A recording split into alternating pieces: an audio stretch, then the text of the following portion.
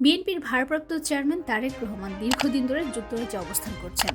এদিকে দলের চেয়ারপারসন খালেদা জিয়া শারীরিক অসুস্থতার কারণে আগামীকাল রাতে যুক্তরাজ্যে যাওয়ার প্রস্তুতি নিচ্ছেন। এই পরিস্থিতিতে বিএনপি নেতাকর্মীরা প্রত্যাশা করছেন তারেক রহমান শীঘ্রই দেশে ফিরবেন এবং দলের নেতৃত্ব গ্রহণ করবেন। তারেক রহমানের বিরুদ্ধে কয়েকটি গুরুত্বপূর্ণ মামলা ইতিমধ্যে খারিজ হয়ে গিয়েছে এবং বাকি মামলাগুলো দ্রুত নিষ্পত্তি হবে বলে আশা প্রকাশ করছেন বিএনপি নেতারা।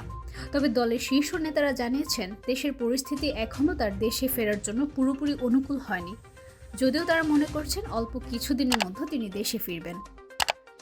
দলীয় সূত্রে জানা গিয়েছে 5 আগস্টের পর যখন সরকারের পতনের সম্ভাবনা তৈরি হয়েছিল, অনেকে ভেবেছিলেন তারেক রহমান দেশে ফিরে আসবেন। তবে রাজনৈতিক পরিস্থিতি এখনো সম্পূর্ণ স্বাভাবিক না হওয়ায় তার দেশে ফেরার সময় নিয়ে নিশ্চিতভাবে কিছু বলা যাচ্ছে না।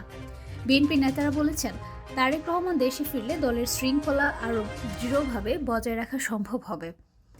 এদিকে যুবদলের সভাপতি আব্দুল মুন্না জানিয়েছেন তারেক রহমান বর্তমানে শারীরিকভাবে সুস্থ হতে চেষ্টা করছেন এবং আইনি প্রক্রিয়ার মাধ্যমে দেশে ফেরার পরিকল্পনা করছেন। তিনি বলেন তারেক রহমান সবসময় দলীয় কর্মীদের সঙ্গে যোগাযোগ রেখেছেন এবং গণতন্ত্র পুনরুদ্ধারের জন্য কাজ করছেন। বিএনপি নেতাদের মতে বর্তমান রাজনৈতিক পরিস্থিতিতে মামলাগুলো প্রত্যাহার না হলে তার দেশে ফেরাটা কিছু কঠিন হতে পারে। একবার মামলা সমাধান হলে তার দেশে ফেরার পরিস্থিতি আরও অনুকূল হবে। এছাড়া গতকালই বিএনপির স্থায়ী কমিটির সদস্য সালাউদ্দিন আহমেদ যুক্তরাজ্য থেকে দেশে ফিরেছেন। সাংবাদিকদের প্রশ্নের উত্তরে তিনি জানান এখনও দেশের পরিবেশ তারেক রহমানের জন্য পুরোপুরি অনুকূল হয়নি, তবে অল্প সময়ের মধ্যে তিনি দেশে ফিরবেন।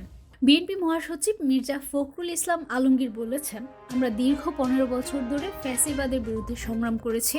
তারেক রহমানের নেতৃত্বে আমরা সবসময় জনগণের পাশে ছিলাম এবং ভবিষ্যতেও তা থাকবে।